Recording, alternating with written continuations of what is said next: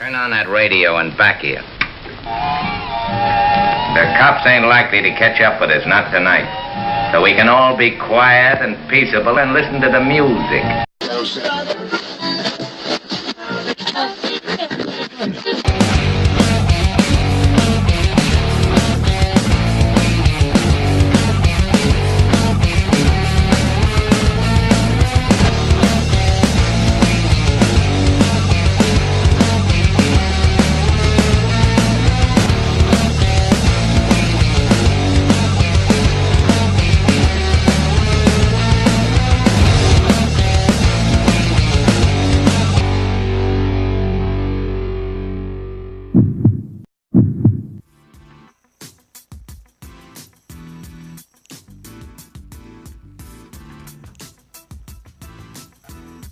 Good afternoon. I'm Dave Villa.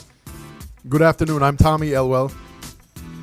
And you've tuned into Son of a Mom. AutoDealer Live. The L Word. AutoDealerLive The L Word. I thought you guys were going to introduce yourselves. That's why I paused. Go ahead. My name is Monster Mike, and welcome to AutoDealer Live, guys. Yes. And Who else do you have Ezra. over there with you, Mike? We don't have anybody. Oh, It's Ezra, man. Ezra. Hey, say hi, Ez. What's up? It's Ezra. Ezra, man. Ezra is That's what why he's keeps behind it. the scenes. Thrilled keeps to it be going, here, though, man. He gentlemen. keeps it going. Thrilled to be here. Well, we're glad to have you here, Good job, man. Ez. Nice to see you today. The L Word.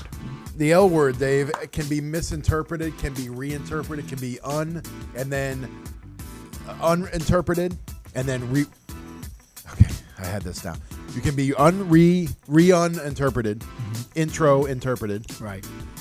But what do we mean by the L word today? What was gonna be because we had discussing- at the meeting about this? Yeah, well, we're gonna be discussing lead providers and That's it. third party Yes. leads and the way to correctly vet them, the possibly wasted distribution of them, or Yes. maybe we're not doing any of them. So we're going to really kind of vet this, discuss it, and this is the prompt of it because the goal here is to really help dealerships and help the auto industry.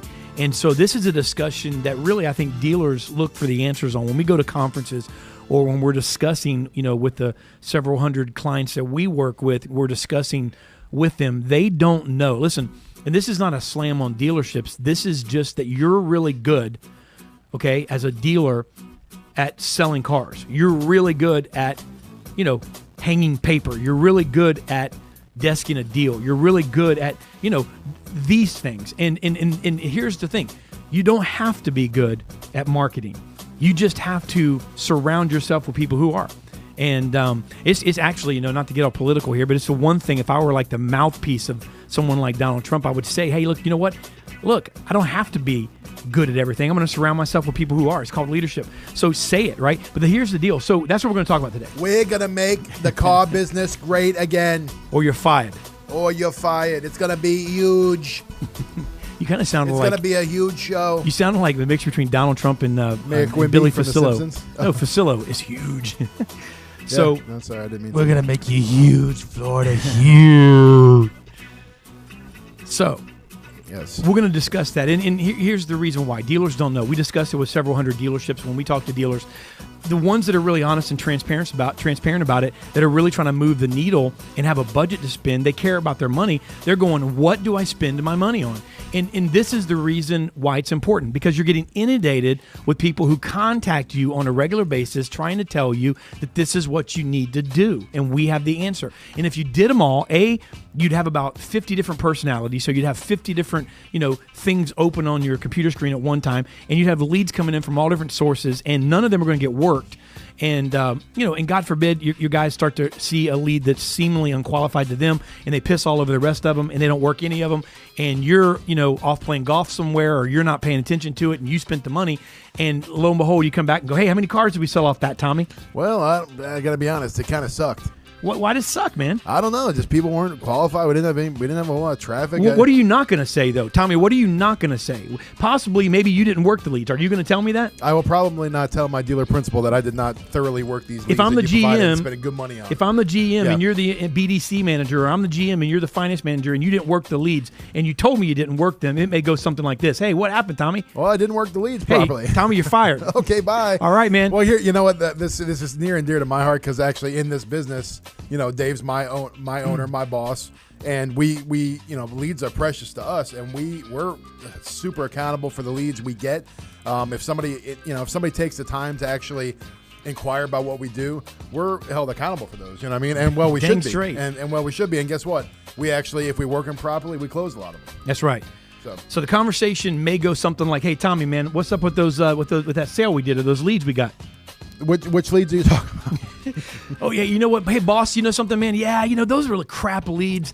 I mean, we called and we got a few of them on the phone, but you know what, man? I don't know where they got those leads from, but man, I tell you what, they none of those people, they said they were having credit apps or they were looking for a car, but God, man, all of these people just bought and blah, blah, blah, blah, blah. And all the boss has got to do is hear that for a little bit, and all of a sudden he goes, I'm not throwing money at Good that money again. after bad, right. Yeah, I'm not going to throw good money after bad money, so I'm not going to do it. The lead company calls up and goes, hey, those leads were great, right? No, they weren't. My guy said we didn't sell anything on them. So guess what happens? He never does it again, and it's not your fault. And so the dealers that really care, and this is what we're going to talk about today, they want to know, what do I spend my money on? What works? What doesn't?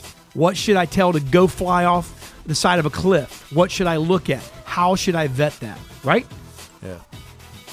Because if really, what is a lead? If you look at like the old school definition of a lead is somebody that should be somewhat warm, right? If you have a lead on somebody that, hey, I got a lead. I'm a detective. I've got a lead. Oh, I got a hot lead. Hey, boss, I got a lead on that on that. I'm gonna need you to burglary. get right on that. Yeah. Hey, Joe, I'm gonna need you to get right on that. I have a hot lead on that burglary, man. I got a tip. Hey, Arnold, I'm going to punch you next time I see you, by the way. You got this familiarity thing, like you think we're good with each other. I'm going to punch you next time I see you.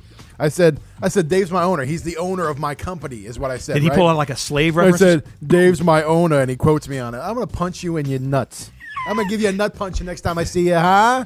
You going to like that? You going to have so many words to say when I punch you right in your nards? Speaking of things said on Twitter, remember to tweet us using the hashtag AutoDealer. Hashtag. Thank you, Mike. I almost forgot in my furious anger that I was just erupted in. Your beard, man, in the screen there looks a little, healthy, man. It's got some. I'm trying to find some new product for it to set it down some. It reminds me of the episode of Cheers. We're going to go to commercial in a second. And Hey, we're Normie, what are you doing with a beard? They're growing my beard out, Normie. like a beard growing contest. You know what I'm saying? Like your beard's growing pretty quick. It's kind of like that Alec Baldwin on that Cap One commercial where he's like, and he just thinks about it and his beard grows. I do. I have that ability. I'm of Italian heritage, so awesome. I'm pretty hairy. Hey, we're going to go to commercial break because we're going to get to the real deal. The reason you're listening today, we're going to bring on our all-star panel. These are the real reason that you're listening to this show today, because these guys and gals are going to talk to you and going to explain, in their opinion, why the L word or third-party leads is a relevant discussion and is needed to needs to be discussed and talked about today on Auto Dealer Live. So don't go anywhere. Let's talk about it, please. The next up after is the L Word panel. Peter Piper. You know what it was already. We already talked about it for the past 5 minutes.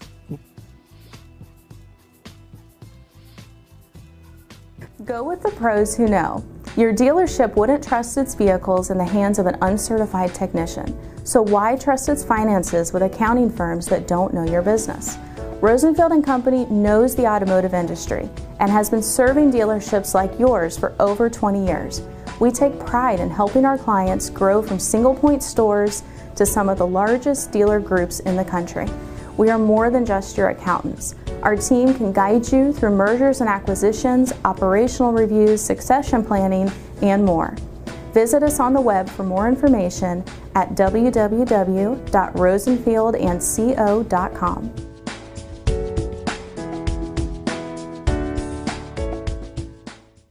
Jason Rice from Lot Pop, and let me tell you what we do to help dealerships increase used car sales 20 to 30% in gross in volume. 3 areas we focus on: trend reports. We look at weekly trends that no one else is trending to make adjustments on our inventory. 2 is we do weekly review calls to review those trends, but also we dig through every car that needs to be price adjusted to increase the searches. And 3, we do a virtual lot walk, make sure every car is standing tall in line, and make sure we don't have bad photos like these. Check out our website, lotpop.com, our blog at automotiverevolution.com, and our weekly video tips at increaseturn.com. Thanks. Hello, I'm Alan Ram, president and founder of Alan Ram's Proactive Training Solutions. Let's face it, good managers are defined not by what they do when they have a showroom full of customers, but more by what they do when there are no customers in the showroom. In 2015, whether you like it or not, the car business is all about conversion of opportunities and driving traffic.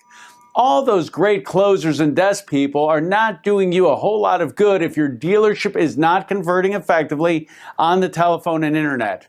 As an owner or dealer, when you see 5 salespeople standing by the front door doing nothing, don't kid yourself. Your dealership is not being effectively managed. Management by Fire is a 2.5-day intensive course conducted entirely by me that teaches managers how to effectively manage in today's automotive industry. Simple processes for driving high-quality traffic. For more information on upcoming events, please call my team at 866-996-4665. Once again, 866-996-4665. Thank you.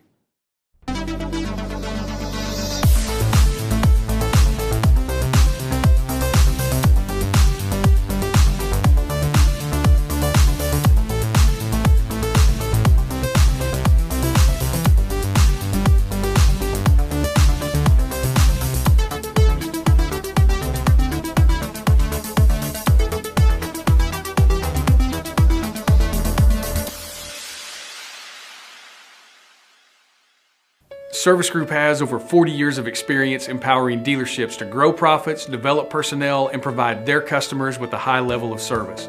We offer high-quality products, world-class servicing, and innovative training and technology. Meet our team: first-class trainers, the best account managers, and an executive team that's second to none.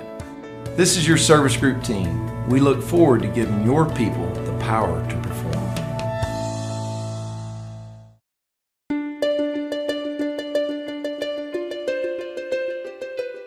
Max Profit Selling, an easy-to-follow, buyer-friendly sales process that will give you the tools, skills, and confidence to consistently sell premium vehicles to delighted buyers. To learn more about selling the way your customers prefer to buy, please visit nopressureselling.com or call 1-800-515-0034.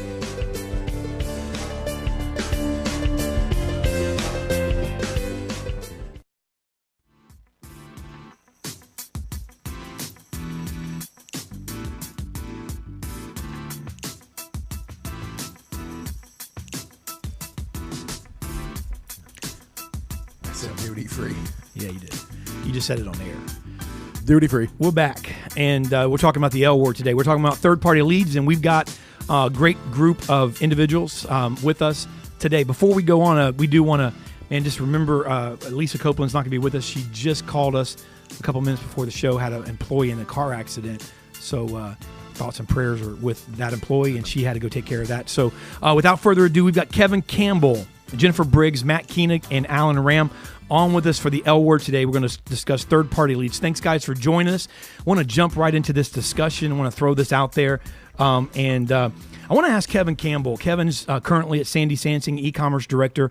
And, we're kind of several things that prompted this. Obviously, there's a million different avenues that constitute, including what some of the on the panel do, including us, in third-party leads, Kevin. So it's a relevant subject all the way around the board. We'll never get to the entirety of it in today's show. It'll just scratch the surface. But going off of, there's something out there, AutoNation talks about weaning itself off of third-party leads. And I want to just, in one part of what Mike Jackson, the CEO of AutoNation, says, he began to say how they're going online and this whole online purchase with their digital, storefront and so forth. We know they're doing that. And, of course, they have 400-plus stores, and they're huge, and they can do whatever they want. But looking at it from a standpoint of regular dealerships, okay, here's my question, and then, again, we can take this thing a million different directions forward. Starting with this, Kev, are we taking everything and trying to internalize it into a dealership? For instance, I see a dealership now with a printing press and a freaking, they got this 65,000 people on the internet, on computers lined up, in like a little room, Here's my question, and no offense to dealers. I've worked with dealers for 20 years. The reason I'm successful is because dealers don't want to do what I do. Okay, they don't want to do a lot of times, they don't want to do what they don't do. And so my question would be, without being insultive, it's a question. Would that be like taking every private company that serves the United States government and ending them as a private company and letting the government start running them by taking everything and internalizing it inside of dealerships? Would that be a fair comparison? Oh, no, absolutely not, Dave. I mean, dealers are already creating their own leads now with their own website. Mm-hmm.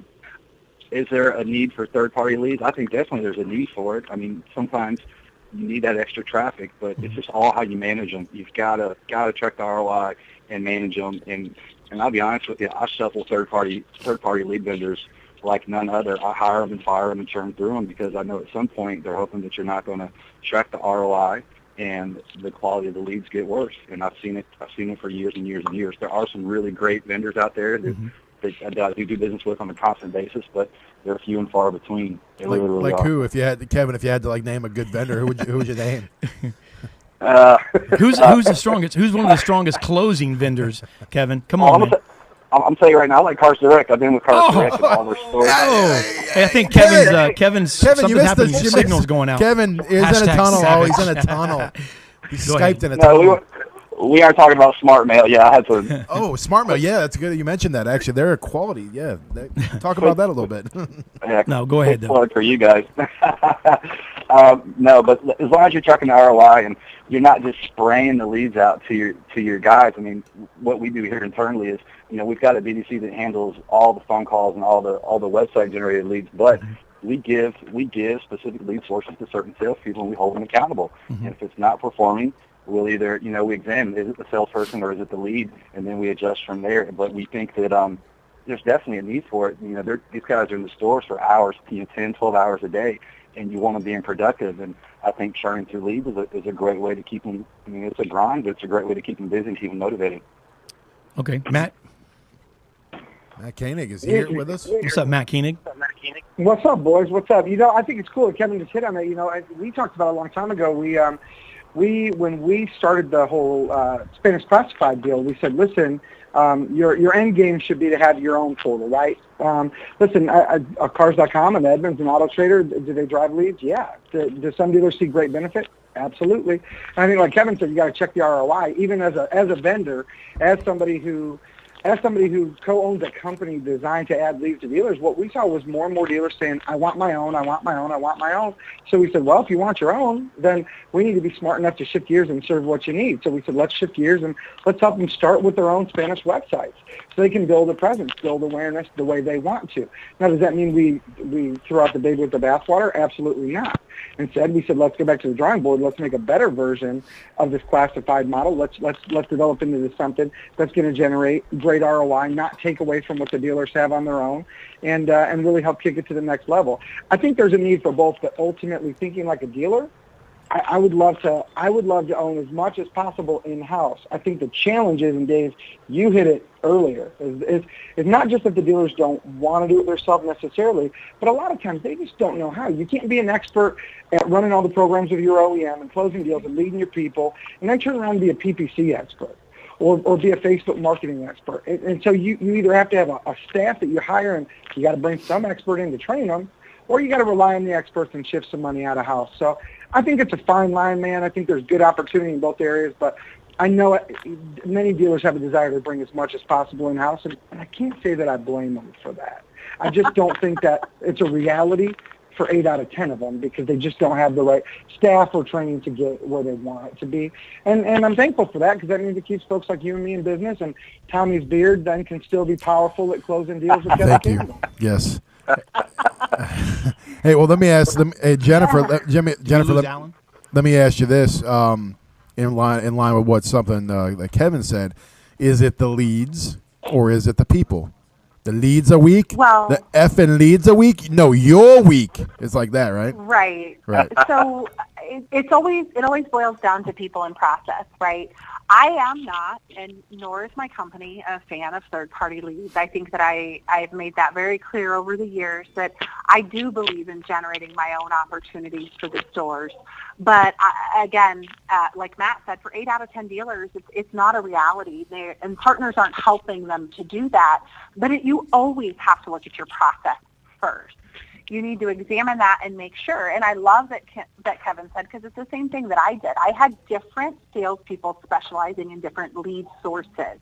Every type of lead source is delivering you a different type of consumer. If you don't know the difference between a lead that's generated on your own website and one that comes from Edmunds.com or from your OEM's website, then you're not doing it right, because those consumers have gone through a different experience and they're expecting you to engage with them. Edmunds is a review website. They're going to be looking for something different than if it was an AT lead where they're just comparing models. But I'm sorry, I am, and I know we're not there, and I'm ready to help any dealer that wants to get there. I am about direct action buyers. In my company, we're actually not using the L word. We don't want to use that. They're buyers. They're people looking to buy a car. So treat them that way and stop treating them like a lead. So yeah, it boils back down to it's the salesperson or the process. Then examine your lead source. And you have to, whether you're generating it in-house, you're hiring somebody, inspect it. Measure that ROI. Kevin, what type of ROI are you looking for on your lead sources? You know what? Can I just jump in on that though, real quick? Because Jen talked about that, but let's face it right now. Third-party lead provider companies. Okay, none of them would exist if people didn't have those fears. Whether or not they were going to get the right info from the dealer, et cetera, et cetera, et cetera. Many of the third-party companies you see out there now, and I'm going to use Edmunds as an example because Jen brought it up. And I helped them launch their direct-to-dealer program. Well, I launched it for them because they tried and failed multiple times. But when they started that, Edmunds did a couple things. One, they built their network by doing reviews and making their money off the OEM. And then the way that they got in the dealer's door was saying, look, we're done with all this stuff that makes you guys look like buttholes. And then they got the consumers converting to leads, and then they got dealers to write checks. And then they went, well, now that you're writing checks and you're getting traffic, we can slowly shift back to what we believe in. Here's the reality. If every third-party vendor that generates leads online vanished tomorrow, all right, none of us existed, then the only place for the consumer to go would be the dealer. So if dealers literally if they all took their money today and shifted it all into their own stuff, tomorrow they would still be short a hell of a lot of leads because it doesn't happen overnight. But could they plan 2, 3, 4 years from now to be their own, to generate all the traffic drop to them? Yes, they could. But I'll tell you right now, as big as Cardinelli's group is, for example, they don't spend what Edmunds spends. They don't spend what Cars.com spends. They can't outspend TrueCar. So the challenge is, even if you invest all your time, money, and effort, you're still going to be competing on page 1 of Google because Google's not going to show 10 pages of your dealership. They're going to go for variety. So that being said, it doesn't hurt you to be in a couple other places as long as they're getting you ROI. But if you're seeing that you're losing it on your end and picking it up there, then you got to weigh that out. No, and I agree, but I just want to say one thing. As far as competing against those providers, our strategy doesn't compete at Cardinelli. So what we do is we're not fishing in the same pond that they are. You've got to know what your strategy is and when you're targeting those people to get those buyers to convert. And dealers do need to look at that. Even if you are working with a third-party lead provider, you still need to look at your contact to sold days. We talk closing rates, we talk what's the ROI and the growth, but how long is it actually taking you to close that lead? Look at your AutoTrader lead. Is it 52 days? Is it 60 days? What's the difference there? Because think of it like you're turning your... Yeah, but what type of effort? It's like an inventory turn, right? Yeah. The more frequently you can turn it, the quicker you can close that opportunity, you're on to the next. That's the difference between generating your own leads as a dealer and buying third-party leads. Well, let me kind of get Alan involved here as well, just real quick. And Kevin, I know she asked you a question on what what you expect with an ROI, but let's understand that. And I understand, Jen. And by the way, I think this discussion makes the car business better. This is why it's better, because you have a lead provider in Matt, and then you have a trainer, obviously, in a former dealer, Alan. You have a current couple of people that are currently at dealerships. One who says, hey, you can have it both ways. You need, Kevin said, but you need some third-party leads, and Jen says we don't want any. So, but going into it, let's also open up the spectrum of there's a lot of things that fall under leads. I mean, there's a lot of stuff. I mean, and again, a lead, and Jen, I heard you with terminology, but then I could hear someone saying, I saw a couple of tweets coming through with this type of discussion. Okay, who cares what we call it? It's a lead already. Let's not, in other words, it's a lead or it's a customer, it's whatever. It's not really what you call them. It's how you handle them.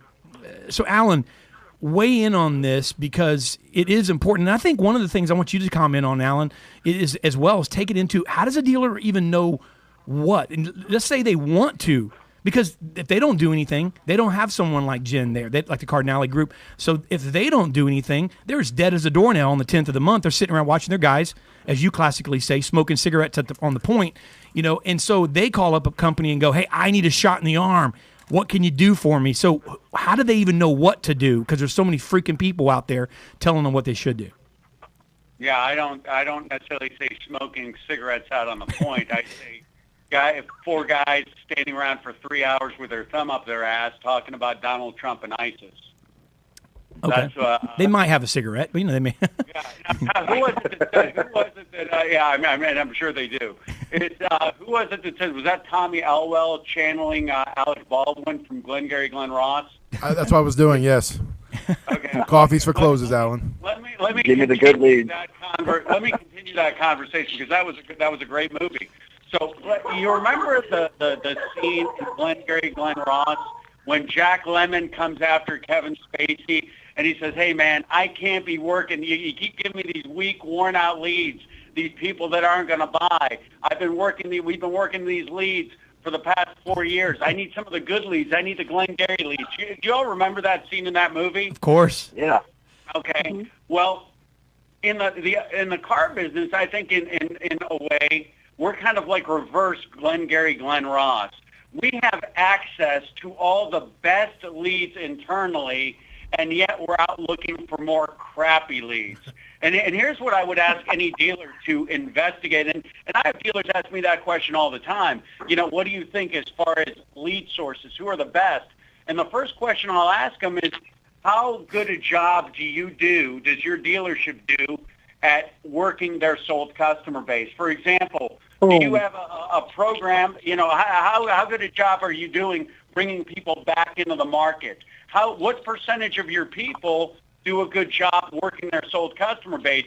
And I think that, a lot of dealers will still tell you, well, we don't do a very good job at that, or maybe 10% of my people do a good job at that, okay? Well, my next question would be, what about working your service drive? What about flipping service customers back to sales? Guys like John Marazzi, and he's probably the best one I can think of. That guy has a program in his service department. They sell 150 to 180 cars a month out of their service drive because they have a very active service back to sales campaign. So before a dealer goes out looking for some of these weak, watered-down leads that have been sold to how many other dealerships, I would ask that they first investigate how good a job they're doing with their own database. How good a job are we doing working our sold customer base? How good a job are we doing flipping service customers back to sales? And it was, I believe you quoted Mike Jackson of AutoNation at the outset here. Well, I was in a meeting that I did for Asbury. I did one for one of the MMDs of the Asbury Automotive Group. And he had mentioned that David Hult, who is the COO of Asbury, had told a group of their GMs, hey, we don't need more leads. And I would agree with this. David Hult's a sharp guy. I think he's an Army guy. He said, we don't need more leads. We just need to do a better job with the opportunities that already exist at our dealership. And that's exactly where I'm going to leave it. That's my stance on that topic. We need to do a better job with what we've already got before we go looking to the outside for more. No, what you got to do is just find the people on your team who who specialize in those certain things. You're not going to have everybody in your team who knows how to go and data mine and find equity and sell those customers. You're going to find the 2 or 3 that can, because that's what we do. We've got equity champions. We've decided, hey, they're great on the phone. They know how to use the tool, and we open up the database to them, and they are grinding the entire database to find those equity customers. But then we've got other people who want to work the leads. They like to grind. They like to be busy all day. They're here for 10 hours and they want something to do, and they love pounding those phones. And hey, if it's a bad lead, it's still a conversation. Not everybody that walks on your lot is going to be able to buy a car or be qualified, but you're still going to ask those people for referrals and people in their family. It's just, you've got to have the right steps. I don't think there's any bad leads. And with every lead, you're going to get an email address, and that's just free marketing years and years down the road. I just don't. As long as you measure your ROI and you have a CRM culture where you can track that ROI and hold people accountable, I don't think there's really, there's some really bad lead companies out there, but you can find some good ones out there, and that's for our dealer group. Not a single manager across 7 stores is allowed to buy a lead. I handle all the leads for all the stores because I know all the companies, and I'm not going to let one store across the street from mine be doing business with the same company selling the same leads, just like I'm not going to let somebody sign up with a terrible company who we've never had luck with. Well, and I think, Kevin, even before you and I, on that, what Alan was saying, even before you and I, someone in our position, we're putting the right players in place to do the difference between an inbound and an outbound campaign, because the equity and the service lane, those are outbound contacts. So often internet sales teams or BDCs are trained just to handle incoming, so those leads. But even before you and I have to do it, the dealer principal has to be bought into it. I've participated with the OEMs on programs to look at the dissension rates, and I've grown groups tremendously through Conquest.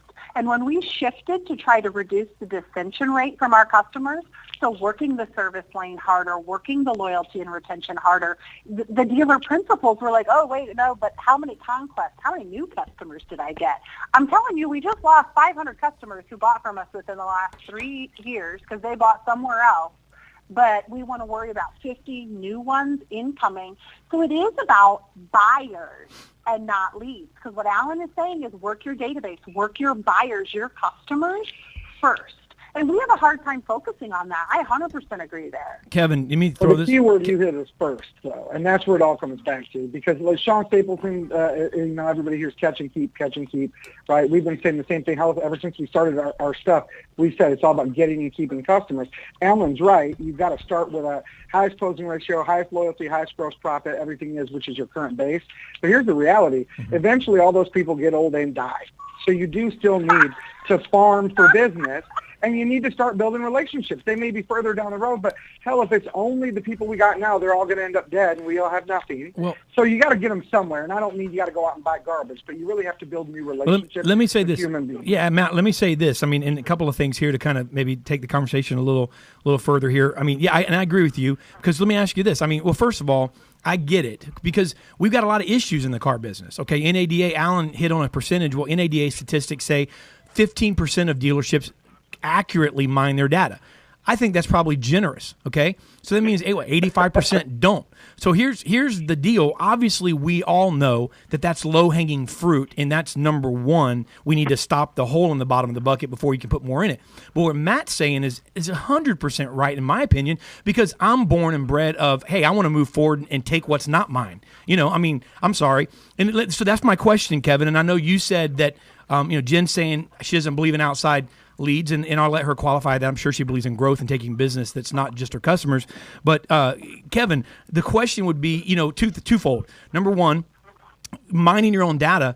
There are lead provider companies, because dealerships need tools to do that.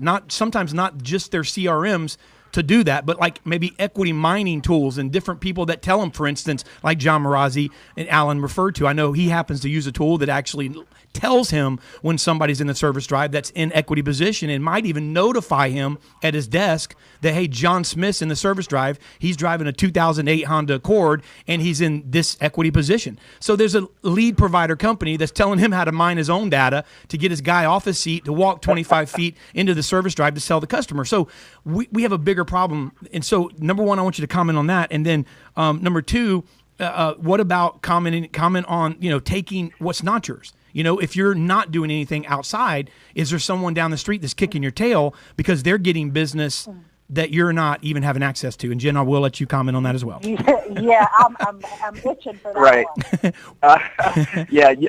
I don't think, as far as the equity mining, I just think the technology has gone so far past what we can expect our salespeople to do. I mean, you can't expect a salesperson to efficiently sit there and calculate rebates and equity in terms of their customer's loan and try to say, oh, let me do the math and run back and forth with their desk manager 15 times trying to figure out if you can get their same payment on a new car. You need the technology for that. It just makes you efficient. And so, yeah, all of our stores have equity mining tools. We use AutoAlert. It's a great tool for us, and it does exactly that. It tells you which customers in your DMS can get a new car easily with no money down. And not only we take it a step further, when we know that customer's going to be in the service lane, we've already got that new vehicle that they qualify for. It's cleaned up and it's sitting outside shiny. And when they're watching Judge Judy drinking your coffee, we're running up next to them and saying, hey, come look at this new car while we change your oil, And it's just those processes have to be there. But, yeah, you've got to have that tool just to expect your salespeople to just trust on an inaccurate CRM that's trying to do the math for you. I just think isn't the way to go. Okay. Do you have any What was the other part? Well, the other part was kind of setting it up. What Jen's, I'm sure, market Jen's share. Gonna do. Yeah, market share. I mean, what about the dealer next to you that's reaching out and I don't know one dealer owning the market because maybe they found the Holy Grail. I don't know one dealer who's not constantly looking at the pump in, pump out reports. I mean, that's something that we constantly talk about is who's selling cars in your backyard and who you're selling cars to in their backyard. It's just the OEMs want you to do it. You've got to get the market share. But Jen, are you saying that you do that in-house? I mean, you don't need anybody to help you do that? Are you missing anything by doing that, or? Well, I mean, I don't know. I guess you could look at how Cardinelli has climbed up the awards e-dealer list over the last 4 years, and you tell me if I'm missing anything. But the difference is I own my market by taking control of my advertising. I don't need to invest with AutoTrader. I don't need to buy leads from third parties when I can generate my own. Does that mean I'm not spending money to get that market share? No. It means I'm controlling it. I'm out there, and I am working, and I do have super smart people, but not every dealer can bring it in-house. I have SEM experts that can go out and do super targeted campaigns, and I can get in front of those people. I own my backyard. Then I go out for pockets where I see the dissension on the pump in and pump out reports where there may be a dealer who's weak. And I am going to go, and I'm going to pepper their area with geofencing, but I'm going to do it on my own. I'm going to generate those opportunities with my advertising and my branding. I am not relying on a different vendor to do that for me. It is something, as a dealer, you have to own that brand, and not everybody is ready. And I have been quoted as saying, lead providers are going to be a necessity for most dealers. Right. They really, truly are, because they don't have the capability to do that. But what I'm saying is, if you're a dealer and you want to figure out how to take back control of that, just ask. We'll tell you. We've done it. We're happy to share that with anyone. And you may still have a mix. And like Kevin said, it's just about ROI. As long as you're making your money off of it, then great. If you've got a lead provider that is crushing it for you, awesome. Keep rocking it out. But if you're not constantly growing your market share, and that's what we need to talk about, internet sales penetration and market share. I give two whatevers about a closing rate. I want to know what my internet sales penetration is, and I want to know how I'm growing that market share. That's when I know when I'm owning it. Let me throw something out there then. Alan, or I guess Matt, let me ask you this question, and I'm going to ask a question for Alan. I'll let you guys go back to back. Matt, is that a control? Okay, because Jen hit it on the head with, hey, it's not for everybody, and I understand that she's a rock star. No plug intended on Rockstar Auto Conference there, Matt. But or maybe, love it. But is that a control thing? And I'm not saying that about her owner, but is that a control thing, Matt? It's okay. Is it a control thing, or is it a smart business thing? And then the second, it's a mix of both. Okay, but hold that answer. Let me ask Alan this question so we can just go right. He can come and piggyback and have time to think about his answer. Alan, last 2 weeks ago, Grant Cardone was on a show. I went down to Miami last week. He and I were talking about one thing that came up that had nothing to do with the show, but it has to do with this show, actually. But it has to do with something you just said, Alan. He and I were talking about how difficult it is in the years that we've sold car dealers, okay, to hire car people. And Grant's reason said that we both have had not very good success with car people in the arena of sales selling car dealers. I have my theory, and it's not for the show, but his theory I happen to agree with as well, is that we don't give them leads, that they're used to getting leads, and if they don't have a lead given to them, then they don't want to go out and get a lead. Now, no offense to Kevin and guys like that, because there's exceptions, but that was his opinion, Alan. So I'm going to give that to you and let you kind of comment on it. But Matt, is it a control thing or a smart business thing? I think it's a mix of both. Here's the thing, Jen talks about like they keep control of their stuff. They do it, they have their branding, their everything. They also own an advertising company that does it for dealers. So while they do it in-house and they have control of it, they also recognize, like Jen said, the fact that most dealers aren't in a space where they can do it for themselves. So here's what I say. I think that your end game, like Alan brought up earlier, should always be to farm control, work from within house and do that. I think you also have to be mindful of looking to see where can I draw in new opportunities to build relationships with people. And listen, you know what Jen said, the way that she knows she rocks is market share. Kevin Campbell, the way I know is my closing ratio. Most people, the way that they know they rock is they just keep watching their bank account accelerate. So however the hell you get that number to grow, I think you're doing something right. If it's going down, then perhaps you need to change your strategy. But if the money's coming in and your customer satisfaction level, of course, stays high, I mean, obviously it goes without saying above board and being ethical. But if the bank account keeps growing and people still love doing business with you, then you're probably doing something right, whether you did it all in-house or whether you went and got a third-party provider. And I will agree with Alan. I don't believe at all in going out and just writing rippers just to get a pile of names and email addresses that are just garbage. I think that's just silliness. I think if you're going to do business with a third party, make sure you're looking at somebody who cares about growing your business and having a relationship, so they're not trying to funnel leads in at $5-6 a piece just to keep eating off of your plate. That's all. Alan, do you remember the question that I asked you, Alan? Yeah, it was as far as to sell dealers, as far as who's best equipped, and your conversation with Grant, that's interesting. Well, it just goes along with what you said a minute ago, because you had a different take on this whole thing. You were talking about, you were talking about the Glenn Ross leads, and you were talking about give me the good leads, and he ironically said he's had horrible in the last 20 years, and so have I.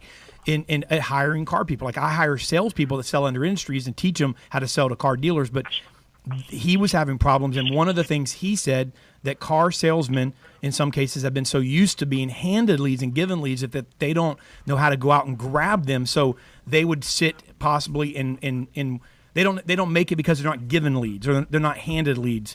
And maybe in selling a dealer, you have to. I was going to say, Candace Crane actually chimed in on Twitter and said car sales reps do not prospect. No surprise, they don't know how to hunt. They can cold call, but not prospect. What say you about that? Well, she said that. So she took it. She's not hosting the show, but hey, thank you, Candace, for giving. What do you say, Alan? I just think that goes along with what you were saying, kind of, and maybe puts a different spin on leads, and maybe why dealers are apprehensive. It's when it comes to selling dealers and salespeople not knowing how to prospect. Again, some salespeople don't, and I think it was Kevin that was on a minute ago, right? Yes. Yeah, he's still on. I think audio. Yeah, and Kevin. I'm still here. I was trying to get my laptop charged. A lot of it is a training issue. They don't know how to prospect because, and I've heard Grant say this before, as an industry, we do a terrible job of training our people in general. So they don't know how to prospect. They don't know how to handle a phone call. They don't know how to follow up. But again, I think it all boils down to a culture where training is seen as optional. We don't necessarily all give them an environment that's conducive to prospecting, to working. That's why a lot of these dealerships still have these open floors, which absolutely make no sense at all. And I think that's the crux of the matter. So I've had people, Laura Madison, she knows how to prospect. She knows how to make a phone call. She knows how to ask for a referral. So I think it just depends on a lot of what we're talking about here is, again, why they won't do. And I hear that a lot. Well, we know our salespeople won't do it, or we know our managers won't do this. And that's been a lot of my, those have been a lot of my debates with people over the past few months or past year and a half, however long I've been doing this. But again, it all boils down, I think, to a lack of training and a lack of process at these dealerships. So my solution would be, Let's look at the training, and let's look at the process that they have. And one thing I wanted to pipe in on is you all were talking about equity mining tools, the Auto Alert and some of these tools.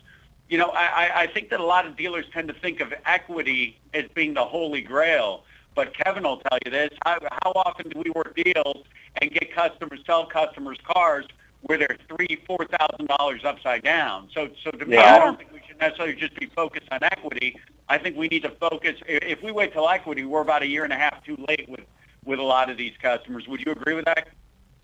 I agree. Yeah, I think actually when I search for equity, I'm looking for -3 and up. When I do an equity campaign, I'm looking for the people that are just under to start where I'm going. I never wait for positive equity. Exactly. Is that because, Kevin and Jennifer, is that because, that customer possibly is starting to want a car, but they don't think they can get a car? They think they're still maybe a little upside down, a little maybe further away than they would like to be, but then they start getting dripped on by you or contacted, and all of a sudden they're like, man, you know what? I'd love to have a new car because I'm tired of my old one, Well, I don't ever wait till my lease is up. I'm like 6-7 months left of my lease on trade.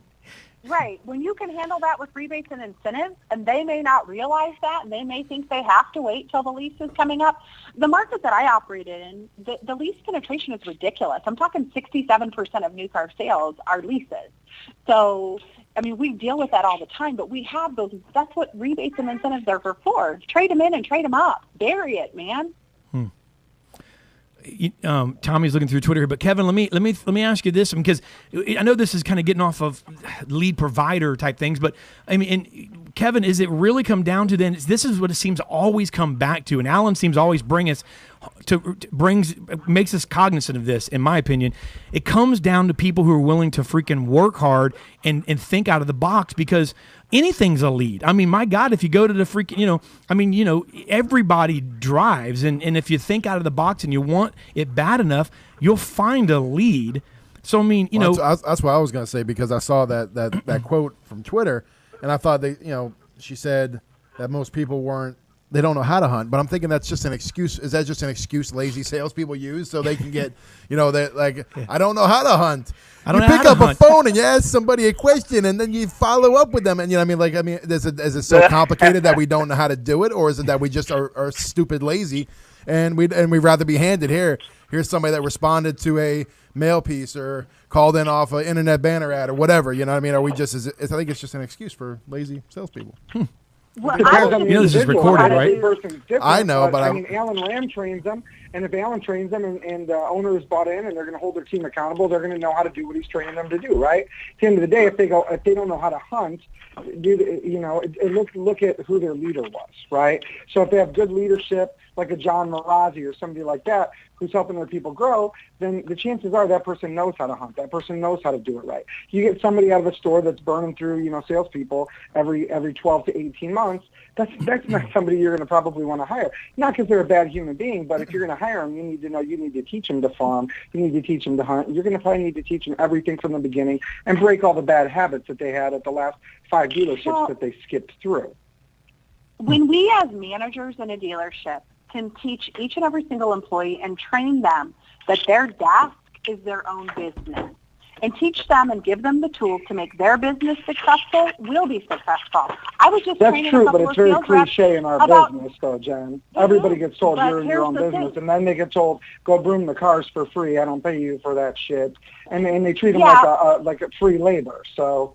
No, I understand that, but when we're talking about management philosophies and principles and growing people and being able to not have that turnover and teaching them to hunt, does your staff know how to use the CRM on a mobile app to do a trade appraisal at the gas station? Do they? Why not? That is a management issue. If we talk about, is it a lazy salesperson because they don't know how to prospect? Again, and I've said it before, they don't know or they don't care. As a manager, you eliminate the don't know, and you'll know what you're left with. Well, Alan is loving you right now, Jennifer. He is smiling. Here's what I'm like. And again, I keep coming back to the same thing that Jennifer was just talking about, the managers holding them accountable and training. It's as far as why salespeople won't do what we want them to do, most of the time, like I said, it's a lack of training, a lack of process. Everything seems to be optional at many dealerships. But now let's keep going back to managers. I know how I became a manager. I'll throw myself out there. I was selling a lot of cars at a Nissan dealership in San Diego. I'd been around long enough, and somebody looked up at the board and said, okay, we're going to blow out Albert. Who are we going to make the next manager? All right, who's selling a lot of cars? Yeah, Ram's selling a lot of cars. Congratulations, Ram, you are now the manager. So it's you know, we tend to make people managers in this industry that don't necessarily qualify to be managers. And a lot of managers are great at working deals. They're good at structuring deals. They're all the best. Every one of them is the best closer I ever met. But when it comes to actually managing activity, managing process, training a staff, not all managers have those skills. And so I think we need to also look at that we have, you know, that managers need to be trained. It wasn't my fault that I didn't have those skills. You know, I needed to be trained. So I think, you know, we could keep going back over rehashing all that stuff, but I think a lot of it boils back to the same thing, a lack of training and process in the car business. And dealers that do a good job at that, at these things, those are your exceptional dealers, the John Marazzi's of the world. Those are the ones I want to be dealing with anyway. The ones that want to do the right thing, not the ones that have weak management. Okay, how are we going to get this done despite our weak managers? Well, our managers won't do anything. That's a problem. That's, you know, train your managers, put the right people in the right positions. Awesome. Well, folks, hey, we got to start wrapping it up. And somebody just tweeted out, be proactive, train your people so they can succeed at your dealership. Want to know how? You ask at the Alan Ram or at Laura Drive. So you got a little plug there, Alan. Thanks. Kevin, we're going to start wrapping things up. So just give your final thoughts. Just take a minute or two and just and obviously this is you know, something that we could talk about for days, and probably I'm sure we'll have another episode about it at some point. But Kevin, go ahead and give us your closing comments, sir. And by the way, Candace Crane did comment. I just want to say this too before you said that. She did respond, which is actually maybe you guys can use this as fodder to Tommy's comment. She said hunting equals prospecting. Hunting equals prospecting. Hunting is strategic, requires a plan. Cold calling is just picking up the phone. So this she was requires basically you have a hand or a finger. No, she was saying basically she was besmirching you slightly, saying cold calling is what you were describing as hunting. Hunting requires a plan. But anyway, I'm not going to. Okay, well that's kind of nitpicking. I mean, let's be. I'm just saying. I know, but that's kind of nitpicking. She kind of owned you in that comment. She kind of didn't. But anyway, Kevin, go ahead. She kind of owned you. Kevin, shut up. I'm just saying. Sorry, I lost my video feed, guys. My laptop. That's all right, bro. We can hear you good. Fantastic. No, I just think that there is a place. I mean, obviously, that we know that the best converting leads that you have are the ones that come through your website, but that's not where it all is. Last week I posted a post on Facebook asking people that weren't in the car business. I was like, hey, if you had to buy a new or used car, where would you start? And I was just trying to rule out Cars.com. To be honest, that was my plan. But you know, over 40 answers later, it was everywhere. Your customers are everywhere. It's hard to find out, you know, what their click path is going to be throughout, you know, trying to find a car or a loan. So obviously I'm a fan of third parties as long as you've got the processes and the people in place to manage it and track your ROI. If you're making a decent profit at the end of the month, great. And you measure your lead sources and you hire and fire them and churn them. And it's worked really great for us as long as you really, really manage it. I see no problem with third party lead sources. It's a great way to move the needle. All right. And Jennifer Briggs, Bobby Heron said, how about this? Just don't suck. Yeah, that was good. I retweeted that. How about this? Just don't suck, please. Thank you. That was censored. I'm sure she wanted to say something else. Give us your closing remarks, Jen. So here's my closing remark on it. And I do agree. Whatever opportunities you have, you need to maximize. But again, as a dealer, you need to decide. Are you going to work with third-party providers where you're going to have to chase them for longer, or do you want to take control? And you can get all your car deals from your website if you have a marketing strategy that drives the traffic there, and the site is optimized to convert those opportunities. But it doesn't matter if you have a badass strategy to convert all of those leads if you don't have the people in place to work the process to turn those opportunities into car deals. So it can't be one-sided. It's not just about leads. It's comprehensive about the opportunities that you create and what you do with those buyers to turn them into car deals and lifelong customers. Awesome. Mr. Ram, on fire. What you got to say, buddy? I got nothing. I'm done. You're done? No, yeah. You've said enough, haven't you? Haven't you already said enough? I would say, yeah, I already said no. I would just prioritize. Number one, before I ever would tell a dealer to buy any outside leads. They obviously want to maximize our website and everything else. Number one, work your customer base, okay? That's number one. Make sure that we're converting. We have a good service back to sales program. Once we're clicking on all cylinders there, then we can talk about all the other stuff. But until then, focus on, first things first. That's what I would say. I don't think we need more leads. I think we need to do a better job with what we've already got. So not quantity, quality. Mr. Matt Koenig, what do you say? I would say that everything that Jen and Alan and Kevin just said is absolutely right, which means you have to learn how to do that stuff. So you've got to take the time to invest in yourself. Look, a lot of people, we talk about weak leadership, but the fact of the matter is that many of us have worked at stores where we had weak leadership. We didn't get trained. We didn't get an education. The difference that makes the cream rise to the top is that you invest in yourself, right? Look at a Mike Davenport. And I don't know anything about his leadership. I'm not saying they're bad, but I'm saying that's a guy that spends his own money to go to places to learn, to get educated, things like that. So I just, if you want to be a pro, you got to do everything that Alan, Jen, and Kevin are saying. If you want your dealership to be able to grow from within, you got to do it. But you got to go somewhere to learn that stuff, whether it's hooking up with Alan Ram, whether it's our boy Grant Cardone, right, or going to one of the conferences. You got to start educating yourself. So there you go. That wasn't even a plug for the RockstarAutoConference.com where Grant Cardone's going to be in a couple weeks either. That was just fact. What conference is it? RockstarAutoConference.com. Grant Cardone he's coming in on his birthday. So it's a good opportunity, but you know what? Mike Davenport, Matt Lasco, Jennifer Briggs, Bobby Hume, a lot of great people are going to be there talking about the stuff that Alan and Jen and Kevin were just saying and showing people how they can learn to do their stuff on their own. So it'd be worthwhile for anybody to go. Use the code STAR when you check out. You'll save some money, too, just because the good people in AutoDealerLive are hooking it up and letting us say it right now. Awesome, man.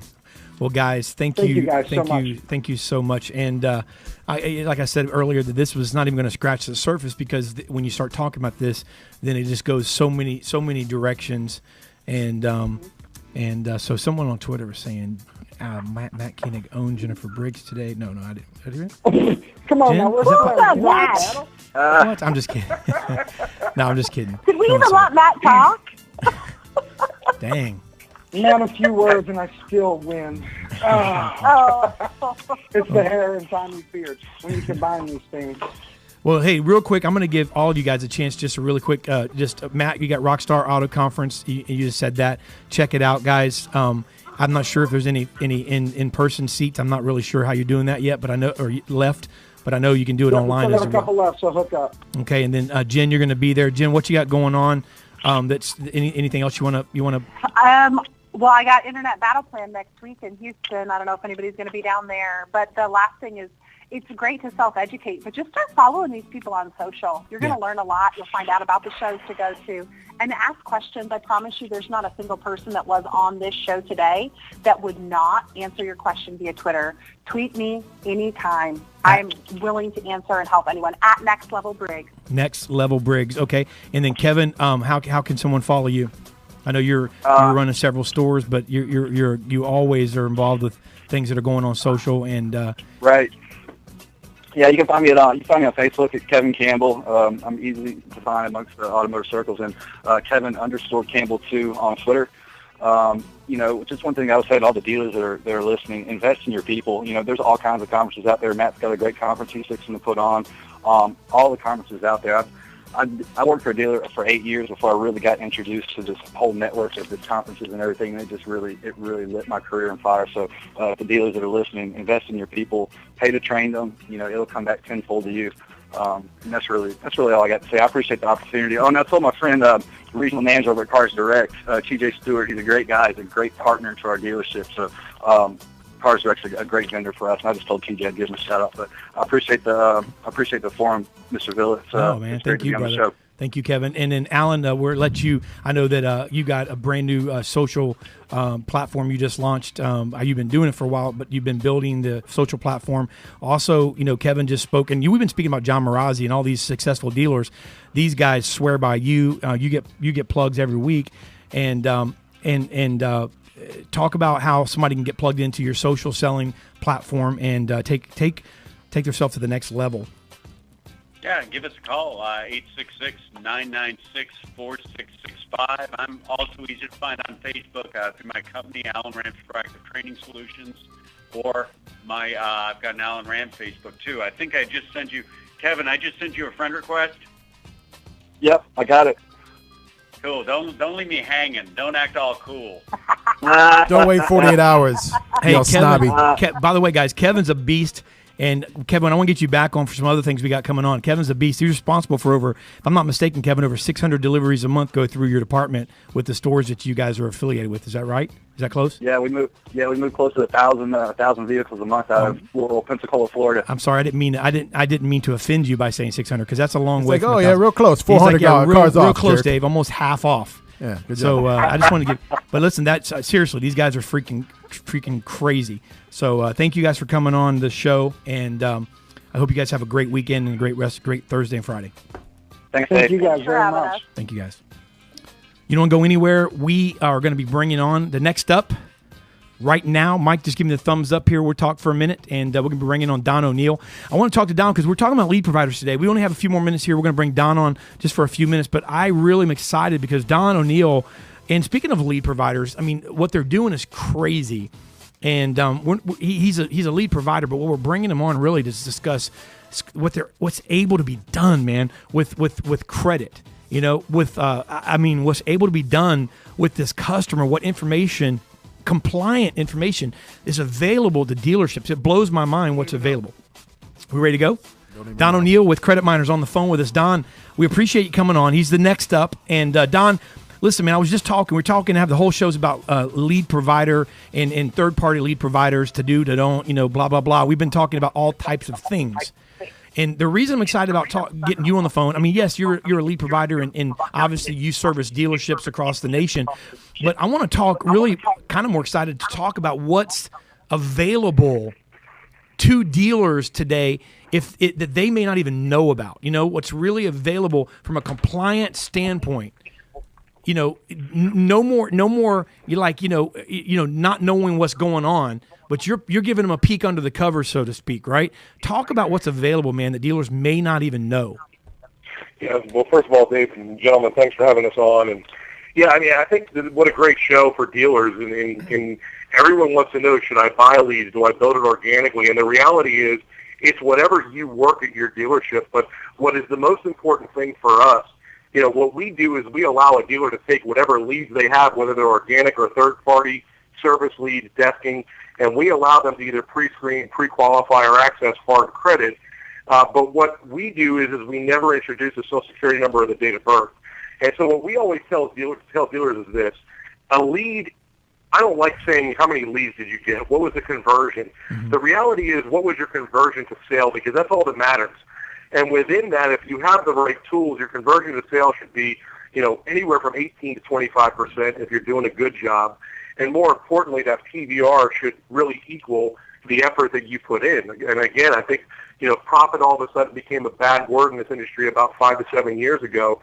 And the reality is that the better you work the leads, the more information you have about your consumer, the higher that gross profit is going to be. So what we do is we allow a dealer under the rooftop to actually pre-qualify a consumer or pre-screen a consumer without a Social Security number, without a date of birth, and actually take that consumer all the way through to deal funding, where the dealer never has to ask for a Social Security number or a date of birth from the consumer.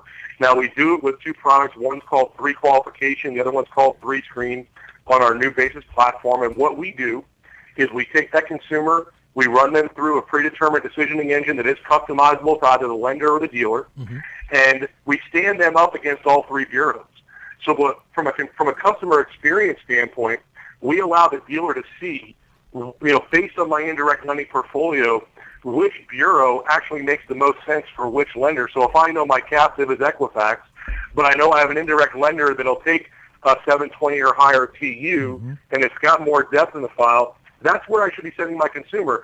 Because the reality here is, Dave, as you guys know, profit has become a back-end proposition nowadays, not a front-end growth proposition. Yeah. So securing that finance is so important, and part of that is the consumer experience. Are you consultative? Do you include your customer in that process? And that's really what this product is about, is to give the dealer, like you said, that peek under the covers, see the true credit situation of the consumer, because we do deliver a full file on pre-qualification with no impact on the consumer's credit score and no need for Social Security number, date of birth. So it's not an auto summary. It's not a score scrape. We're delivering a full file. And that's what's important. So that tool lets the dealer decide, do I have them on the right car, and how do I pencil this deal to make sure it funds? It's crazy because, Tommy, what Don's talking about, really, it doesn't matter. It's not a lead provider. It doesn't matter what lead. I mean, you could pull the guy off the street and run him through this process. I mean, whatever lead you have, whatever customer, even if they're your customer and you want to know where they stand today because maybe they bought a car 4 years ago from you, that's what's amazing. And to me, it's what's available, in today's automotive realm that can help you get the leg up, because we're on the internet, right? And everybody always screams about the fact that hey, I can't make any money because everything is so transparent. Well, how about if you had a leg up? What if you had this peek under the cover that gives you the ability to put the customer on the right car, that gives you the ability to make a little more money or to know what you're dealing with up front? I mean, there's nothing wrong with that and everything right with it because it gives you the unfair advantage. That's my opinion. Well, I was going to say, too, what it is, when we talk about the leads and the salespeople maybe not working them efficiently or not being crazy about them, the quality is something like this where where somebody can really get behind it because it's going to be of value to them. It's something they can get behind because it's going to help them put a car deal together or help them structure the deal faster, easier, better, or whatever have you. So it's about the quality as much as anything. And even so, more so the salesperson can get behind a lead like that. Yeah. Cool thing, Dave, also is that the reality is that one of the big things that's happening to dealers nowadays is we've seen credit unions get so much more aggressive in the auto lending industry. They're aggressively going after these dealers' consumers to capture that auto finance. And I tell dealers this all the time. If you don't know if you have a problem in capturing your finance rate, look at your CIT report, whether it's once or twice a week, and look at that column that says F&I chargeback. Because if you see customers going and refinancing their loans, they're doing it for a reason. And the reason is because you're not consulting. They're walking out of the dealership and they sometimes never even heard of the bank that they've been placed with. And the reality is that we know that they know what the rates are. Right. So at the end of the day, let's bring them involved in the process. Let's put them on the right car. And let's make sure that we're aggressively going after. Listen, there's lending sources out there that every month. I remember when I was desking deals 5-6 years ago, BMO Harris had a no-look policy. If it was 70, if they had a 720 or better with no DROGs in the last 3 years, you didn't even have to submit an application. You packaged the loan and sent it in, and it was a 1.29 buy rate on 72 months. Indirect lenders are providing these type of programs every month, and if you're aware of those programs and you're able to look at all three scores and look at their whole file and say, okay, where do I go to capture this loan and make sure I don't lose it to the credit union? That's so important because at the end of the day, we have shifted to an industry that the majority of our profitability is back-end profit now. Strong. Let me ask you this, Don. I mean, we're almost out of time here now, but let me ask you a question, man. Where do you see 2016 auto industry? We're talking about leads in general today, and it's the L word. It's lead provider, third party. I mean, what do you think the number one secret? Because you're a car guy. I mean, putting aside what you do is amazing. There's going to be dealers that reach out to you. You're already working with so many. But, where do you see the car business headed in 2016? What do you see the biggest need is when it comes to what we discussed today in leads? You heard these guys go back and forth. What does it really rest on, you as a guy who's been in the car business for a long time? So I think I have an unfair advantage here, David, because we have a lot of data that a lot of people don't because of our relationships with the bureaus and third parties. But let me say this, and I was speaking to this last year at a couple of the conferences I spoke at. We have a day of reckoning coming in this auto industry. And I can't tell you if it's going to be June. I can't tell you if it's December, but I can tell you this. Dealers have pushed forward their consumers and disrupted their trade cycle so dramatically that if they don't start getting very good at handling the leads that they have coming in, that's going to be a very bad day of reckoning. The problem is what you're seeing is some soft pockets in areas where you have a dealer that may do 500 RDRs a month, and all of a sudden he does 220. And everyone says, wow, where did that come from? Well, where it came from is because you pushed forward 300 people out of their trade cycle because you probably traded them up 2 or 3 times. And what I tell dealers is, here's the deal. To me, the number one lead source that you have in your dealership is your service lane, and that lead source should be your service not sold customers. Aggressively going after those consumers that you didn't sell a car to replenish your DMS, to make sure you're not cannibalizing your own customer base, and then whatever you choose to work, whether it's third-party leads, organic leads, website leads, make sure your process is just 100% sound and solid, because the days of being able to blow a customer off and replace them with 2 more, they're over. Don, I'm going to call it right now. I'm going to ask you, man. I know you're good for it, but will you come on? If I want to do a show based on what you just told me, I've been thinking about something like this for a while called Day of Reckoning. You just gave me a title for it. Will you come back on in soon if we can get a good panel together and really just kind of talk about this subject that you just brought up, get some dealers on, and really just have a roundtable discussion? Will you come on? And what I'll do is I'll gather up the data from the Bureau so that everybody has it to look at. I would love to. Anything for you guys. You guys have a great show. You're there for the dealers, and obviously we love being on, and we certainly appreciate you having me on. Well, I appreciate you coming on, man. I know you've been busy, and we'll get together here in the next few days and plan that for and sometime in the next month or two. I want to kind of move something around to get it on. I think that's because I think that if we really believe in that, we need to get that message out, talk about it, discuss it, vet it out, so that dealers know what they can do to sway that. How does a dealer get a hold of you? And how do they find you so that they want to talk about what you're capable of helping them with? So, okay, social media at Credit Miner on Twitter. LinkedIn is LinkedIn/Credit Miner. Our 877-213-7042 is our sales number, and www.ecreditminer.com. We will be at NADA, so we look forward to seeing everyone there. We've got a lot of exciting things coming. I know you'll be there. I'm excited to see you there. And listen, anyone that needs me, my email address is doneill@ecreditminer.com. I answer everything. Awesome, man. Don O'Neill, thank you for being with us. I look forward to seeing you soon. Hey, thanks so much. Great show. Don. Thank you. Well, there you go. Well, that pretty much caps it off, right? Yeah, that Day of Reckoning is going to be good. What do you say, Mike? Oh, it's going to be awesome. I say the Day of Reckoning. I saw Tombstone immediately when you said that too.